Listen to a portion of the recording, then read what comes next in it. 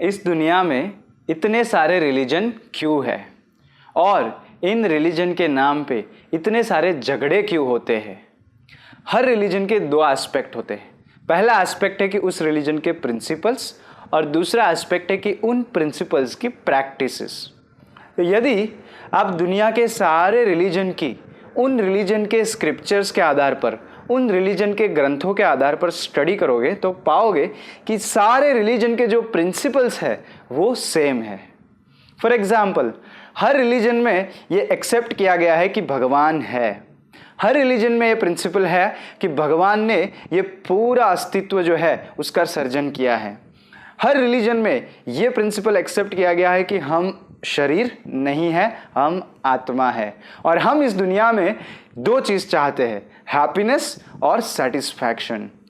और जब तक हम भगवान से नहीं जुड़ते हैं, हम भगवान की सेवा में नहीं लगते हैं, हम भगवान के दिए गए निर्देशनों का पालन नहीं करते हैं, तब तक हम खुश नहीं रह सकते, तब तक हम सेटिस्फाइड नहीं रह सकते। ये जो प्रिंसिपल है वो सारे रिलीजन में कॉमन है। यदि कोई रिलीजन बोलता है कि भगवान नहीं है या आत्मा नहीं है तो एक्चुअली वो रिलीजन नहीं है, वो रिलीजन बोनाफाइड रिलीजन नहीं है, वो सिर्फ कुछ लोगों का मेंटल स्पेकुलेशन है।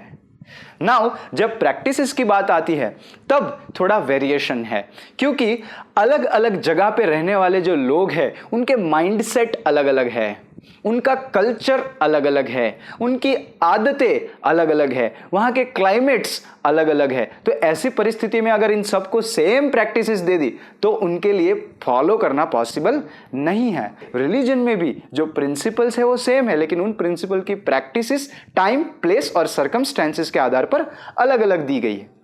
अगला सवाल ये आता है, डिफरेंसेस तो ठीक है, लेकिन इन डिफरेंसेस के नाम पे इतने सारे झगड़े क्यों हो रहे हैं?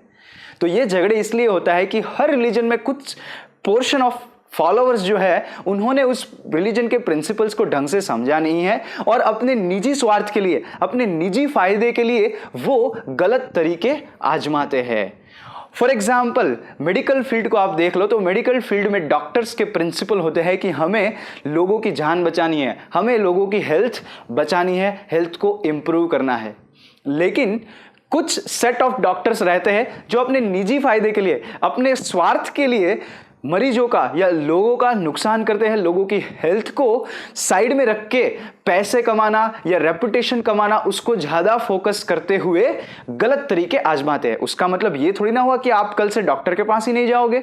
नहीं, आप जब बीमार पड़ोगे तो डॉक्टर के पास जाओगे, लेकिन आप एक जेन्युइन डॉक्टर के पास जाओगे जो जेन्युइनली प्रैक्टिस कर रहा है। वैसे ही जब रिलीजन की बात आती है तब आपको जेन्युइन प्रैक्टिसेस को ढूंढना है और फिर उनको फॉलो करना है। आज की दुनिया में जो है प्रॉब्लम्स जो है दिन ब दिन बढ़ते जा रहे हैं। लोग ज्यादा से ज्यादा एंग्जाइटी में जा रहे हैं, लोगों के माइंड जो है वो ज्यादा से ज्यादा डिस्टर्ब हो रहे हैं। छोटी छोटी बातों के लिए लोग झगड़ा करने लगते हैं। ना कि सिर्फ मेंटल हेल्थ, लेकिन लोगों की फिजिकल हेल्थ भी डिटोरिएट हो जा रही है दिन ब दिन, क्योंकि वो भगवान के बताए गए मार्ग पे नहीं चल रहे हैं। तो ऐसी अवस्था में हमें इन रिलीजन के डिफरेंसेस पे फोकस नहीं करना चाहिए, इन रिलीजन के नाम पे होने वाले झगड़ों पे फोकस नहीं करना चाहिए। हमें फोकस करना चाहिए इन रिलीजन के प्रिंसिपल्स पे।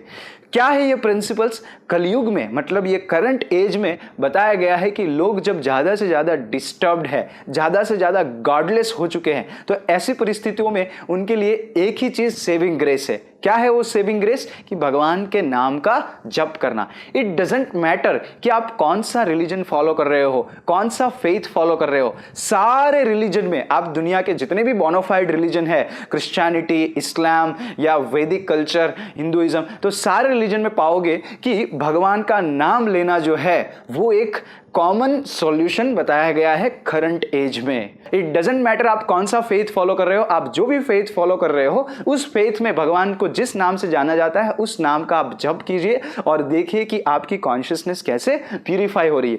अगर आपको फिर भी कंफ्यूजन है तो आप इस हरे कृष्ण मंत्र का हर रोज जप कर सकते हैं। हरे कृष्णा कृष्ण कृष्णा हरे हरे, हरे राम राम राम हरे हरे। यदि आप हर रोज 10 से 15 मिनट निकालते हो, एक जगह पे बैठते हो और इस हरे कृष्ण मंत्र को जप करते हो, जप करना मतलब बोलना और सुनना। यदि आप 10 से 15 मिनट तक बोल बोल के इस मंत्र को सुनोगे तो बहुत ही जल्द आप पाओगे कि आपकी जो थिंकिंग है वो बदल रही है, आपकी जो कॉन्शियसनेस है वो बदल रही है। आप ज़्यादा से ज़्यादा कॉन्फिडेंट होते जा रहे हो, आप ज़्यादा से ज़्यादा फियरलेस हो रहे हो, आप ज़्यादा से ज़्यादा पीसफुल हो रहे हो, आप ज़्यादा से ज़्यादा सेटिस्फाइड हो रहे हो, आप ज़्यादा से ज़्यादा इंटरनल हैप्पीनेस को फील करोगे।